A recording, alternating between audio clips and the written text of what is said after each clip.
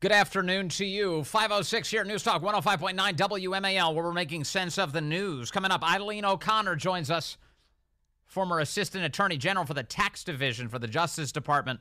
She'll weigh in on everything we're hearing out of the IRS whistleblower hearing today. And you can join us at 888-630-9625, 888-630-WMAL. I'm not here to support partisan agendas on either side. I'm here because our tax system relies on the American people having confidence it is administered fairly and equally for everyone, regardless of your last name or political connections. If the handling of this case was inappropriate, it doesn't matter whether it happened under a Republican or Democrat administration. Whether you agree with my concerns about the unethical slow walking and preferential treatment in this case, you can be sure that my testimony is true and correct to the best of my ability. Gary Shapley testifying in public today for the first time in front of Congress in public, saying that there were a lot of problems with this Hunter Biden investigation and all sorts of people getting in the way of actually investigating it.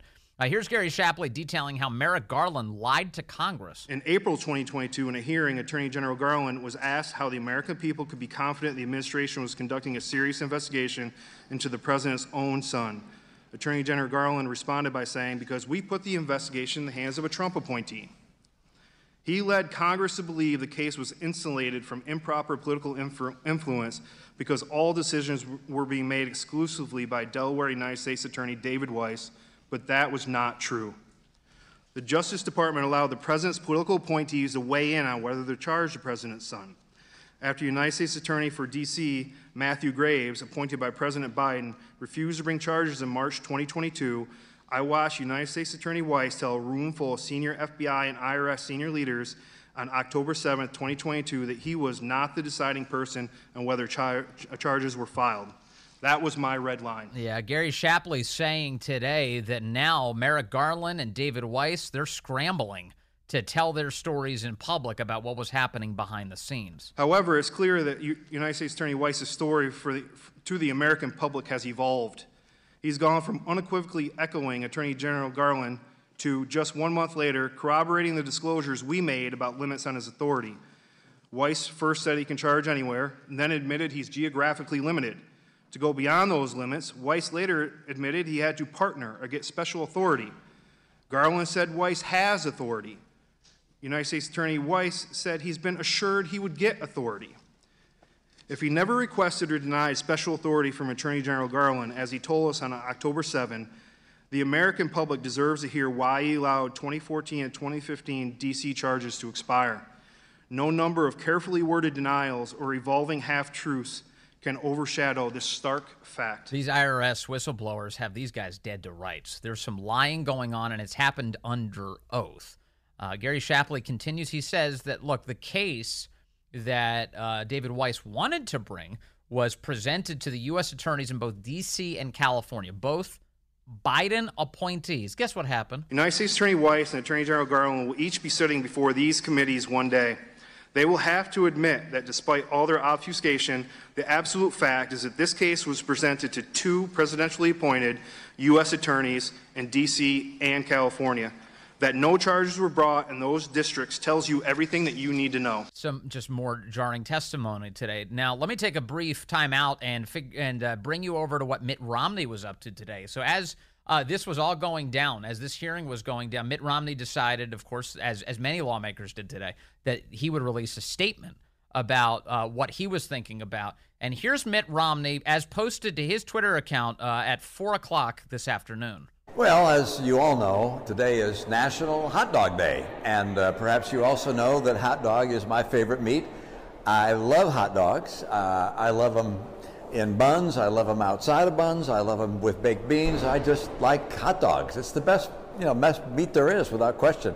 So to all of you who, like me, are celebrating National Hot Dog Day, congratulations to you, and may there be many, many more hot dogs served in our wonderful land. Yeah, so he loves hot dogs. That's the statement today. He loves them in buns. He loves them outside of buns. He just loves hot dogs. There is no greater meat, said Mitt Romney today. So there's Romney's take on the events of today. Meanwhile, back over at the hearing, James Comer was asking Gary Shapley, the Congressman James Comer asked Gary Shapley about what investigative steps he wasn't allowed to take. Now, I should point out, hot dogs does not come up in this answer. Mr. Shapley, I want to turn to President Biden. You've stated to CBS Evening News that there were certain investigative steps you were not allowed to take that could have led to President Biden. Can you tell us what investigative steps related to President Biden that you wanted to take but you couldn't? So there were multiple instances in this investigation where there were references to the father of the subject, President Biden, and in the course of any normal investigation, when the subject's father is somehow related to the finances of the subject, that in the normal course of any investigation, we would have to go and get that information to properly vet the financial flows of money in that investigation to determine what we end up charging. Yeah, under normal circumstances, when we determine that there's somebody else implicated in a criminal scheme, we're allowed to dig. With the Bidens, nope. There's a wall that the Department of Justice has imposed that doesn't let us dig into. And this is well before Biden was president of the United States. Well before any of those Justice Department policies on not taking overt steps in the lead up to an election. This is way before that, and they were blockaded. Not looking into Dad, not looking into the big guy. James Comer also read a text from Gong Wen Dong, saying that the Bidens are good at doing whatever the chairman of CEFC wants. This is Hunter Biden expressing this to Gong Wen Dong. And James Comer asks Shapley to explain what's going on here. From Hunter Biden to Kevin Dong, who was with CEFC. And it said, quote, "The Bidens are the best I know at doing exactly what the chairman wants from this partnership." The Bidens, that seems important. Bidens, plural, not just Hunter. I am great at doing this. He doesn't say that. He says the Bidens are the best. Now, the chairman he's referring to is Chairman Yee of CEFC. Is that correct? In that stream, yes. I believe so, yes. So can you tell me what the Bidens are best at? Do you understand what he would have meant by that? I mean, this is a Chinese company, and I think the ranking member referred to it with Gal Luft. It's the same entity that paid Gal Luft the money that he got indicted for being an unregistered foreign agent, I believe was the charge. But this is another solicitation from Hunter Biden, and he refers to the Bidens, plural, and they're best at doing what the chairman wants. I think that's very concerning to our committee because this is a Chinese Communist Party-owned entity. This is of concern to our national security, and I didn't know, in closing, if you had any information with respect to that comment there. You know, with respect to the WhatsApp messages, it was something we clearly needed to follow up on, and that was really one of the major deviations from, in this case, is that investigators asked, and Special Agent Ziegler asked to to take some investigative steps to review that, and it just simply wasn't supported by the prosecutors. So, denied. Further delving into what that means, I just simply can't do. Yeah, denied. You're not allowed to dig into that. You've got a mountain of evidence in front of you. You're not allowed to take it where it leads. You're not going to follow the evidence where it leads because it involves the Bidens. Meanwhile, you can find a piece of chewing gum in a murder scene and get the DNA off of it and track somebody down halfway across the planet. But when you have Hunter Biden's entire laptop of information, well, we just can't really go any further than this. This is about as far as we're going to go here. Everyone out. Jim Jordan asked Gary Shapley about the changing stories coming out of the Justice Department. They've changed their story. You guys haven't. What do you think happened? What do you think? Mr. Weiss was consistent with the investigators up until this October 7th meeting, and then he changed. What do you think happened, Mr. Shapley? I mean, I don't know what happened internal at Department of Justice, but what I can say is that the story has been changing from Department of Justice and U.S. Attorney Weiss, and I think the only person that's really had any documents that have been corroborated are my own. Exactly. I think what happened. I think it's obvious. Anyone with common sense can see what happened because he said it in Mr. Graham's letter. He said, I had discussions with Maine Justice. I had discussions with the folks, the Deputy Attorney General, the attorney, whoever it was, I don't know, but he had discussions with the people at Maine Justice, and suddenly things change. Yeah, suddenly things change. So a lot of shifting stories going on from Biden appointees, not so much from these IRS officials. Now, one of the IRS officials who was testifying today was previously known as Mr. X. You now know him as Joseph Ziegler. He shared his name today. He also emphasized some of his identity politics traits. He said he's a gay man with a husband. I've recently discovered that people are saying that I must be more credible because I'm a Democrat who happens to be married to a man. I'm no more credible than this man sitting next to me due to my sexual orientation or my political beliefs. The truth is, my credibility comes today from my job experience with the IRS and my intimate knowledge of the agency's standard and procedures. Yeah, because as most normal people would think. It comes from your job experience, your credibility. Joseph Ziegler did an interview that is, apparently, is it going to be released in full, coming out later? But clips of it are at least appearing now on the internet. Joseph Ziegler speaking with CBS's Catherine Herridge. Again, great reporter inside the belly of the beast at CBS. And here's the conversation that these two had. Why did you want to interview Hunter Biden's adult children? So a lot of the business deductions, expenses related to the adult children. Did you get the approvals? So we never received the approvals to talk to those people. What did the assistant U.S. attorney tell you? That's going to get us into hot water. Is that in the IRS handbook, avoiding hot water? No, but I mean, I was asking to do these certain things, and roadblock after roadblock was put up in front of me. Yeah, so he can't conduct an investigation because it might attract the attention of powerful people. That's what hot water means. Whatever happened to all the Democrat nonsense about nobody's above the law? Whatever happened to all that? Remember? All the lectures we were getting? Where'd those go? Joseph Ziegler with more information for Catherine Herridge. Did you uncover evidence that President Biden financially benefited from his son's deals? I don't feel comfortable answering that question. Whoa, wait a second. This is the first time I'm hearing this. I don't feel comfortable answering that question. From his son's deals. I don't feel comfortable answering that question. Why is that? Anytime we potentially wanted to go down the road of asking questions related to the president, that's going to take too much approvals. We can't ask those questions. And I mean, it created an environment that was very hard to deal with. It's a politically sensitive case. Wouldn't it require additional approvals? Yes, I do understand that aspect, but it would be like, well, let's think about it. Let's put that on the back burner. Yeah. Okay, so notice what happened here. This is CBS is cutting it all up. But when he says, I don't feel comfortable answering that question, you could hear the tone shift. It was definitely, they smashed together two disparate portions which clearly had words between them. You can hear it because his emotions changed really dramatically after he answered the question. So let me just play a portion of that for you again. Financially benefited from his son's deals. I don't feel comfortable answering that question. Why is that?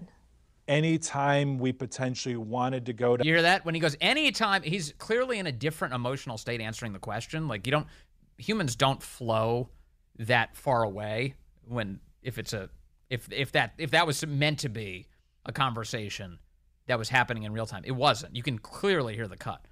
So when he says, I don't feel comfortable answering that question, here's what that provokes for me in terms of my thinking about what we're listening to. These IRS guys, the only reason they can share all of this intimate information about what was happening behind the scenes is because they can do it via the House Ways and Means Committee. That's the only way that they can make all of this public. And they did do that already in the course of the behind closed doors testimony, which ended up getting turned into those hundreds of pages of transcripts and released to the public. So to the extent that they can talk about any private data, it's only the stuff that they've revealed to the House Ways and Means Committee. Beyond that, they'd be breaking the law by sharing any private information. So what Joseph Ziegler's answer suggests to me, at least sitting here right now listening to this, is that he does know more about Joe Biden. He does know more about the financial arrangements. They weren't able to dig that much into it. But the stuff that he knows right now is not all in front of the House Ways and Means Committee yet. Joseph Ziegler did say today, he kept mentioning that he's got more information, but he's got to bring it to the House Ways and Means Committee to get it cleared first. So we could get more information soon on this front.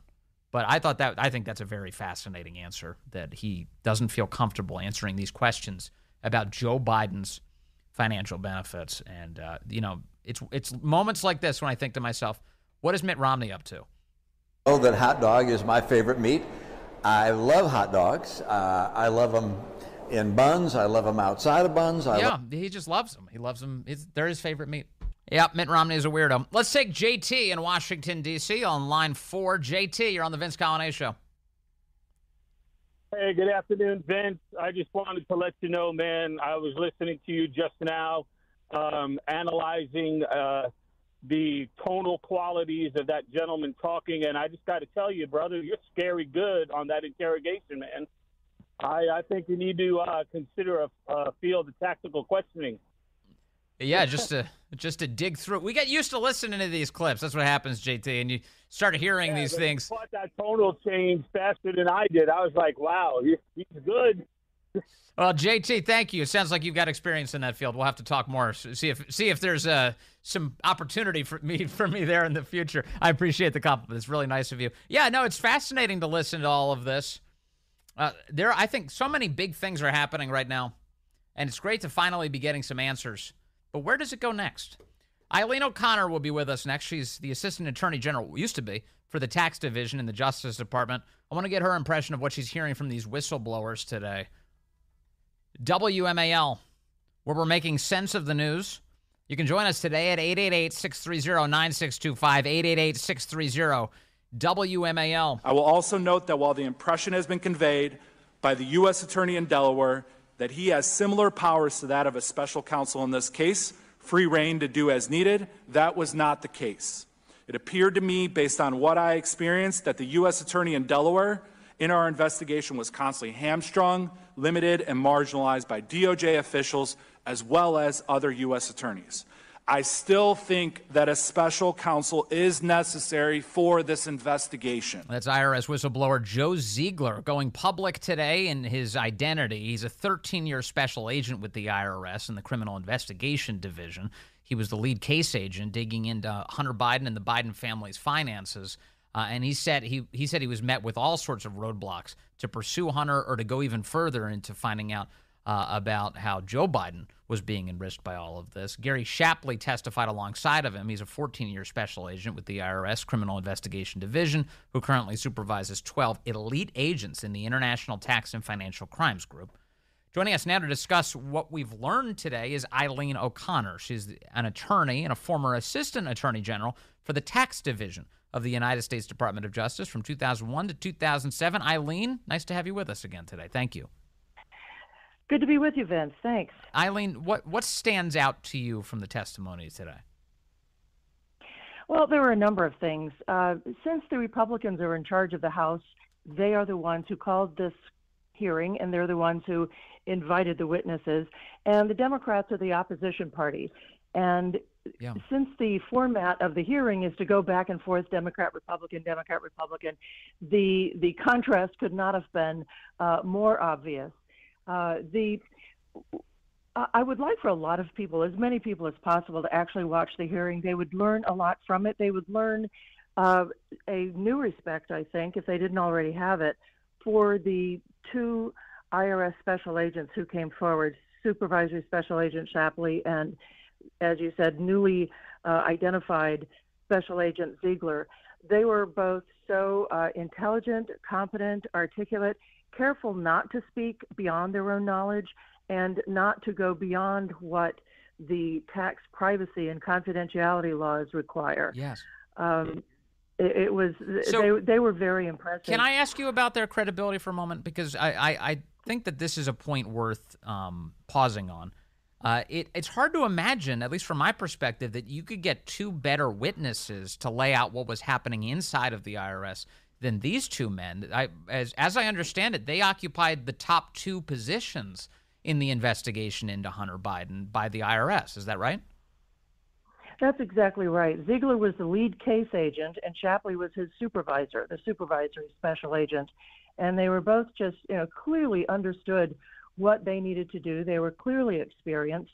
And the reason that they came forward is, with all their experience, they know how to conduct an investigation. They know when they have developed probable cause to take the next step and to look into something further. And they knew that the prosecutors in this case, the DOJ attorneys, and they named especially Assistant United States Attorney Leslie Wolf, yes, as putting the brakes on their investigations. They would say, we found this, we need to follow up on it. She would say, yep, looks great, you got probable cause. And then a few days later, instead of presenting them with a search warrant, she would have changed her mind, or someone would have changed it for her. And that's something that we didn't get to at all today. And of course, we can't really, because neither Shapley nor Ziegler know why it is that minds were changed after they had established probable cause to take the next step. One thing I found really interesting was that Shapley referred to the special agent's report at the conclusion, to the extent they could conclude the investigation, said that Ziegler's report was several thousand pages long. And he explained why that is, because for each of the felony counts, every criminal count has a series of elements that must be proved.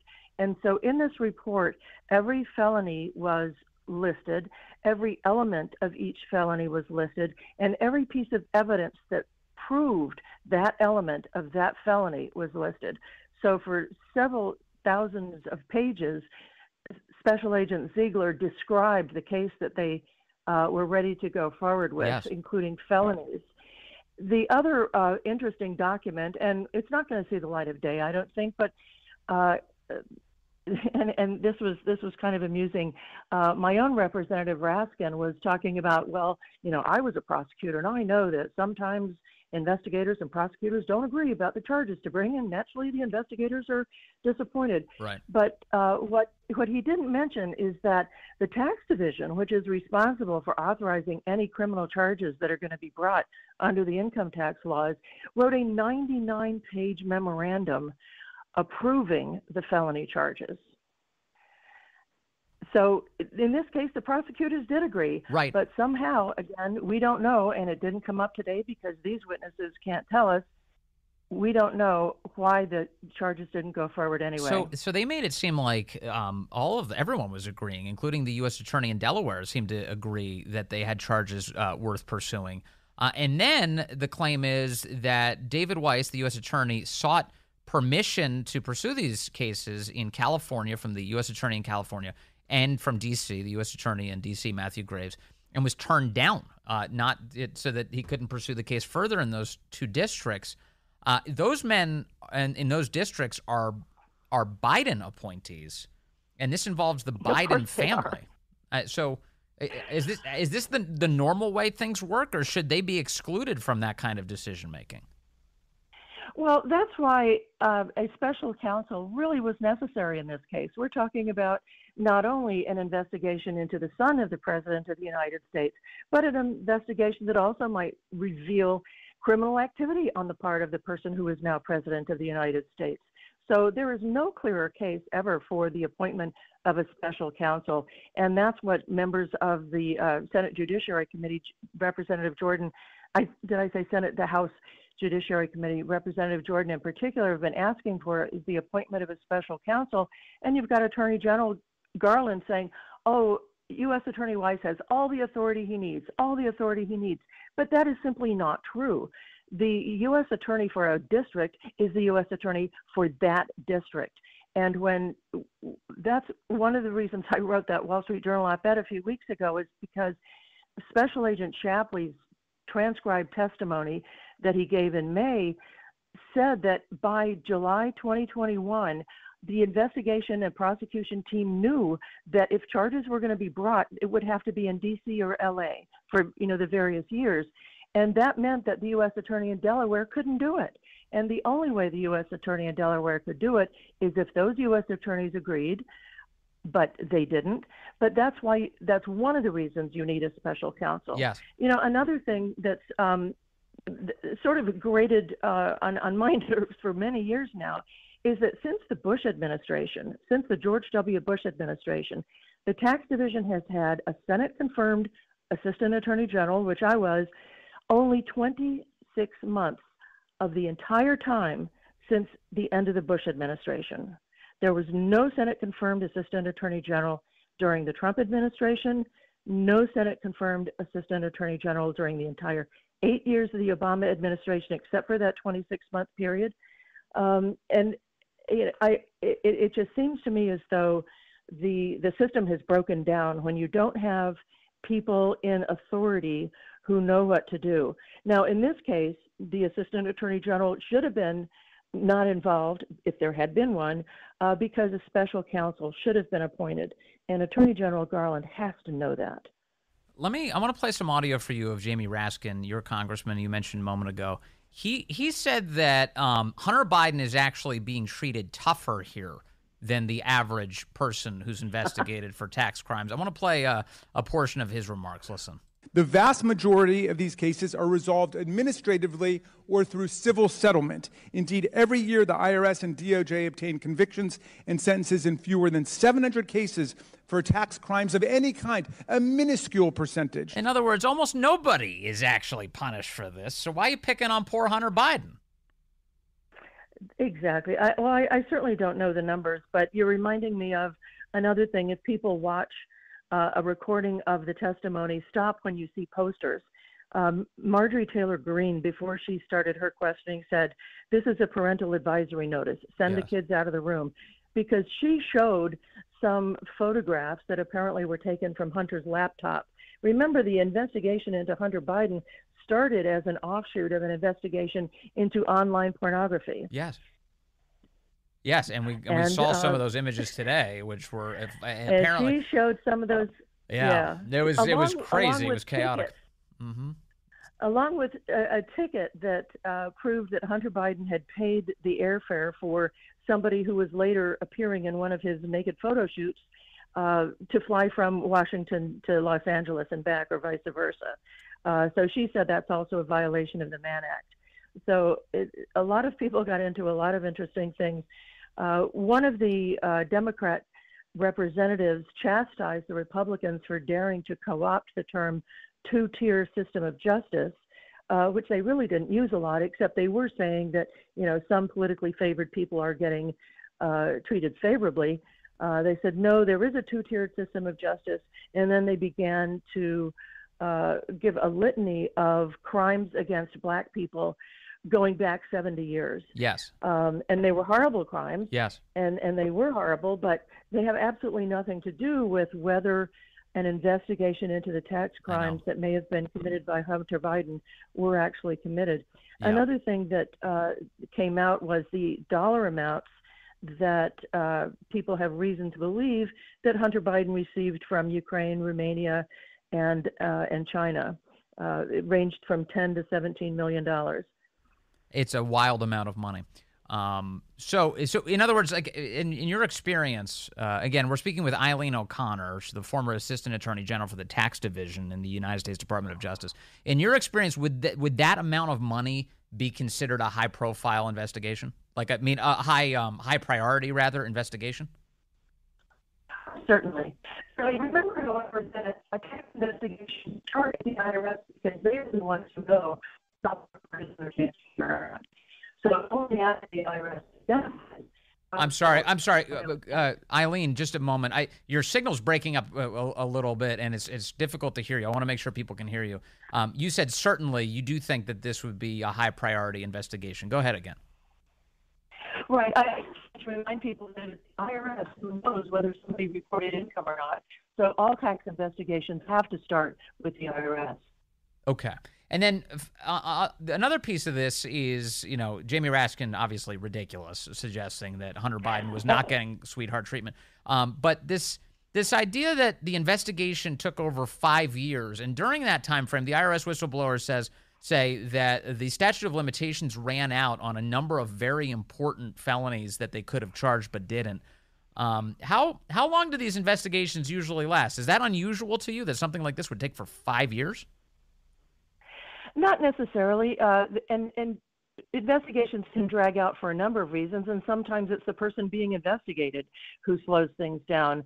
But in this case, and one of the frustrations of these special agents is that Hunter Biden's attorneys were agreeing to extensions of the statute of limitations, and they would have agreed to more extensions of the statute of limitations, but U.S. Attorney Weiss decided to let those earlier statutes, 2014 and 2015, expire. Yes. And those are the years that he was getting the big bucks from Burisma. Now, I realize that you're a detail-oriented person, obviously. You have to be to actually work in the jobs that you've had. But if I can ask you to engage your intuition here, what do you think is happening? What are we witnessing right now? Well, a number of things, one of which I alluded to slightly earlier, and that is a breakdown of so much, a breakdown of how our systems of government are supposed to work. The fact that every litigating division of the Department of Justice is supposed to have someone in place who has been confirmed by the Senate. And that hasn't happened, as I mentioned, since George W. Bush administration, except for 2 years during the Obama administration. So there's a breakdown of how government is supposed to work. And actually, if you listen to some of the questions that some of these representatives asked, you realize that our educational system is also just really failing by not informing even people who are running our systems of government how it's supposed to work. One representative, for example, it's in my notes somewhere, talked about agencies of the federal government providing the checks and the balances. The agencies providing checks and balances. No, yeah, that was. Here's the audio of that moment. Did you hear that? Yeah, I've got the audio of that moment. This is Congressman Kwesi Mfume, also from Maryland, saying that these three agencies are a check on our democracy. Listen to this. Here's what galls me. I don't like these attacks on the Department of Justice, the FBI, the IRS, as if they are somehow anti-U.S. agencies. Those agencies keep this democracy in check. It keeps them afloat. They provide the checks and they provide the balances. I don't remember that in any civic class at all, that these agencies are designed to keep democracy in check? Apparently. Well, it's working, isn't it? It's really scary what we're witnessing. I really, yes. Eileen O'Connor, I'm so grateful for your time as always. We're going to have you back because I don't think this story is going away. I think we're going to keep finding out more about this. Grateful for your time today. It'd be a pleasure. Thank you very much. All right, let's take a phone call. We've got Mike calling in from Sunshine, Maryland. Line 3, Mike, you're on the Vince Coglianese Show. Vince, thanks for taking my call. You know, Merrick Garland needs to be impeached. You know, he kept on saying Weiss had ultimate authority, not total authority, not complete authority. He kept on saying ultimate. I'm going, what does that mean? Does that mean he's got to get, if he gets approval from somebody, if he gets another lawyer to agree, he has ultimate authority? You know, that's such wiggle room language that it makes me disgusted. Everything with these people is some sort of like weird weaselly legalese thing. I mean, John Kerry was doing it earlier this week. He was being asked by Congress, hey, what's the deal with the private jet? He's like, I don't own a private jet. I've never owned a private jet. Yes, you have. Right here, I've got news articles about your private jet. That was my wife's. I said I didn't own a private jet. You scumbag. Everybody. It was my wife's.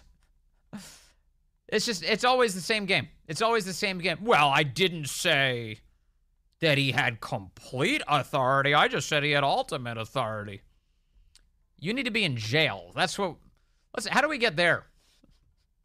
Working on it. The great one, Mark Levin, is up next right here on WMAL.